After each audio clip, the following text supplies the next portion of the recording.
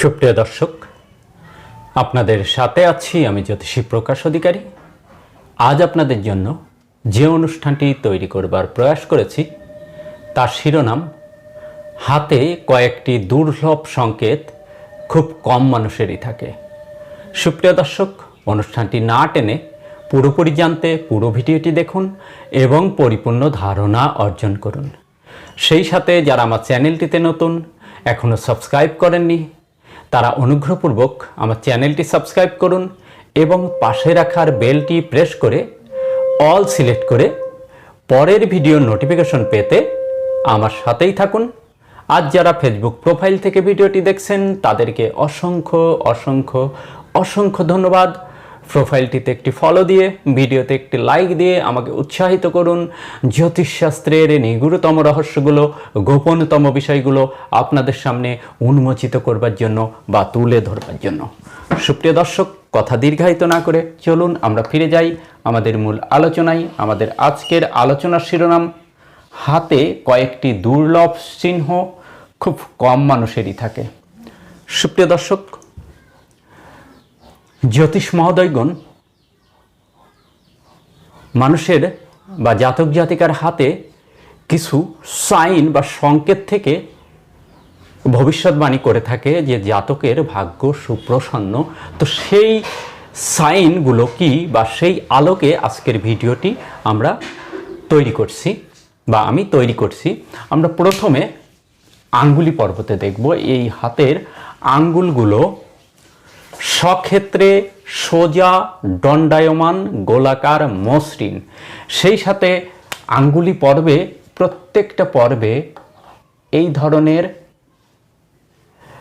ক্ষুদ্র ক্ষুদ্র বা একটু লম্বা হোক বা ক্ষুদ্র হোক সেটি বিষয় না, এই ধরনের ঊর্ধ্বরেখা প্রত্যেকটা আঙ্গুলের পর্বে, প্রতিটা পর্বে যদি লক্ষ্য করা যায় এটি খুব শুভ সাইন হিসেবে পরিগণিত হয়। সেই সঙ্গে এই আঙ্গুলির পর্বের মাথায়, অর্থাৎ প্রত্যেকটা আঙ্গুলের মাথায় এই ধরনের যে পয়সার মতো চিহ্ন, যেটাকে জ্যোতিষ ভাষায় মুদ্রা চিহ্ন বলে, এই মুদ্রা চিহ্ন যদি হাতের প্রত্যেকটা আঙ্গুলে থাকে তাহলে এটি খুবই শুভ সংকেত।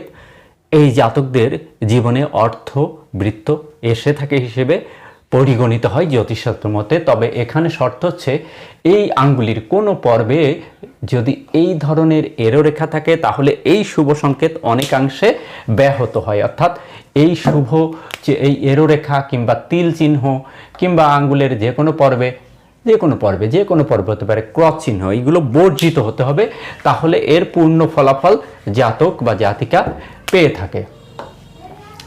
এবং আঙ্গুলির মাঝে, প্রত্যেকটা আঙ্গুলের মাঝে ফাঁক থাকবে না, তাহলে সর্বোচ্চ সুপ্রভাবিত আঙ্গুল পর্ব হিসেবে পরিগণিত হয় এবং এই জাতকরা জীবনে অর্থ পেয়ে থাকে। এবার আমরা দেখব একটি খুবই দুর্লভ সাইন। সেটি যেভাবেই থাক না কেন, এই হাতের এই মিডিল অংশের এই স্থানটাতে যদি এই ধরনের কোনো চতুর্ভুজ পরিলক্ষিত হয়, এটি খুবই দুর্লভ চিহ্ন।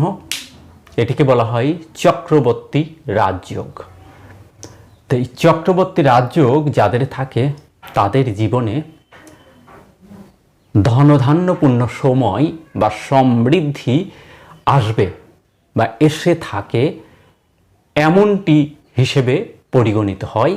তবে এই চিহ্নটা যেন পারফেক্ট হয়, অর্থাৎ কোনো এরোরেখার দ্বারা কর্তৃত বা ছেদ না হয়। এইভাবে কোনো এরোরেখা এসে কেটে দিচ্ছে বারবার, কিংবা এইটা ভাঙ্গা যেন না হয়।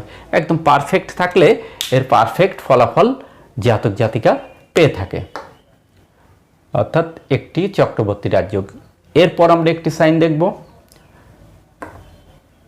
এরকম আয়ুরেখা থেকে কোনো ঊর্ধ্বমুখী রেখা, যেটাকে প্রোগ্রেস লাইন বলে বা উন্নতি রেখা বলে, তো এই রেখাটা যখন থাকে, যে বয়সে থাকে, এই বয়সে জাতক উন্নয়নের সিঁড়ি পেয়ে যায়। অর্থাৎ এই জাতক ঠিক এই বয়সে যখন পদার্পণ করে তখন ভাগ্য লক্ষ্মী তার প্রতি কৃপা বর্ষিত করে এবং জীবনে প্রচুর আয় বা ইনকাম করবার একটি সুযোগ পেয়ে থাকে। এখান থেকে বয়স নির্ণয় করতে হয়, এই স্থান থেকে 0, 0 আর এই স্থানটা পর্যন্ত 100, এই হিসাবে বয়স নির্ণয় করে এইটা কত বয়স সেটি বের করে নেবেন বা সেটি বের করে নিতে হয়। যাই হোক, বয়স বের করার কৌশল আরেকটি ভিডিওতে দেখাবো। এরপর দেখব এই যে ভাগ্যরেখা, ভাগ্যরেখা থেকে কোনো রেখা যদি বুধের দিকে দৃষ্টি করে এরকম, এটিকে বলে ব্যবসা রেখা বা বিজনেস লাইন, অনেকে এটিকে বুধ রেখা হিসেবেও অভিহিত করে। তো যাই হোক না কেন, এই রকম একটি রেখা যখন থাকে এই জাতক নিপুণ ব্যবসায়ী হয় এবং ব্যবসা দিয়ে জীবনকে প্রতিষ্ঠিত করতে পারে। এবং এই যে রেখাটির মাধ্যমে ব্যবসা রেখা, ভাগ্যরেখা, মস্তিষ্ক রেখা মিলে এখানে যে একটি ট্রায়াঙ্গেল তৈরি হয়েছে এটিকে বলে মানি ট্রায়াঙ্গেল।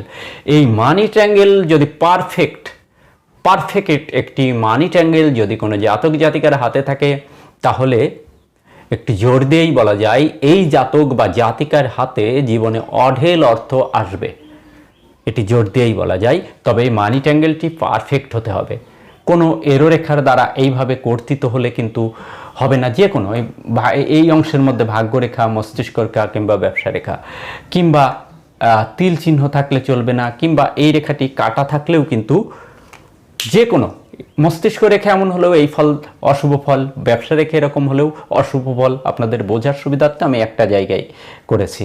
তো এই অশুভ চিহ্ন বর্জিত একটি মানি ট্রায়াঙ্গেল যেটি ব্যবসা রেখার দ্বারা উৎপন্ন হয়, এরকম থাকলে জাতক বা জাতিকার জীবনে অঢেল ধন ঐশ্বর্য এসে থাকে।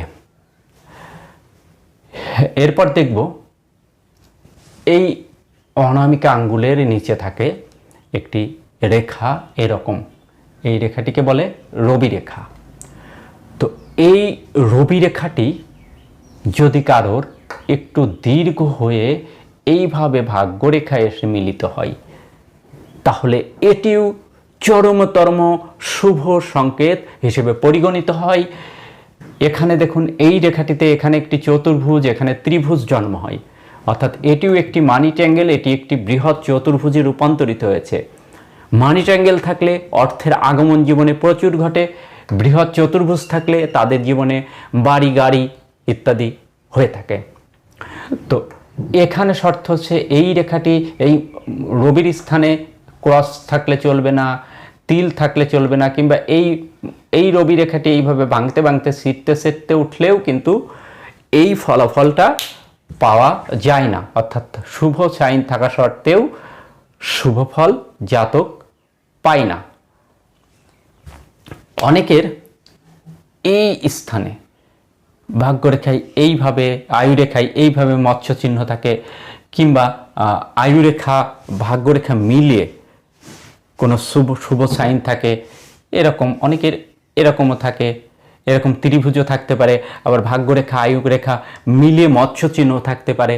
তো এরকম থাকলে শেষ বয়সে জাতকের জীবনে সম্পদশালী বা শেষ বয়সটি অত্যন্ত সমৃদ্ধিপূর্ণ অবস্থায় কাটে এমন সংকেত নির্দেশ করে।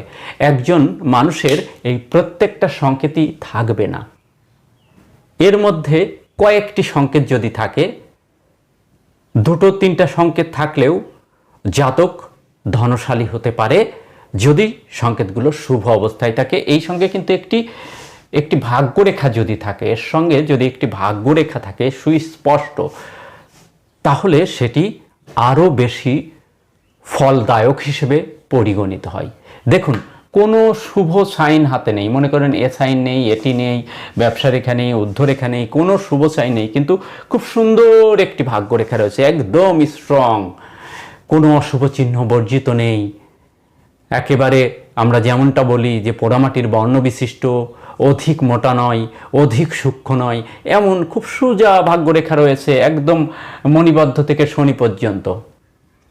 তাহলেও এই ভাগ্যরেখা থাকলে জাতক ভাগ্যের সহযোগিতা পায়, সে ভাগ্যের অনেক সহযোগিতা পায়, ভাগ্য তাকে বারংবার সুযোগ এনে দেয়, কিন্তু শুধুমাত্র একটি ভাগ্যরেখা খুব প্রভাবশালী হয় না বা খুব সমৃদ্ধিশালী হয় না। অর্থাৎ এরকম শুধু একটি ভাগ্যরেখার তেমন কোনো মূল্য নেই যদি কোনো না কোনো শুভ সাইন হাতে না থাকে। এই ভাগ্যরেখার সঙ্গে একটি রবি রেখা থাকলেও যথেষ্ট। তো এর মধ্যে দুটো তিনটা সাইন যদি মেলে, আজকে অবস্থা আপনার যাই হোক না কেন, আপনার জীবনে দেখবেন একটা সময় আপনি সমৃদ্ধির শেখরে পৌঁছাতে পারবেন। সুপ্রিয় দর্শক,